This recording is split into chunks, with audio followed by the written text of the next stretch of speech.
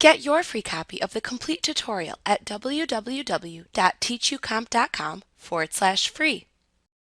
If you take advantage of discounts for early bill payment offered by some vendors, you can record the discounts directly in the Pay Bills window when you pay the bills by the date specified by your vendor's terms. This allows you to let QuickBooks track the discount amounts. You can manually take this discount as you pay the bill in the Pay Bills window if you do not have QuickBooks set up to automatically take vendor discounts and credits. To do this, first select the qualifying bill to pay, and then click the Set Discount button. QuickBooks will display the Discount and Credits window where the amount of the discount based on the terms of the agreement will appear. Select the discount account you use to track the amount of early payment discounts. After you've selected the appropriate account, click the Done button to close the Discount and Credits window. Then continue to pay the bill as you normally would.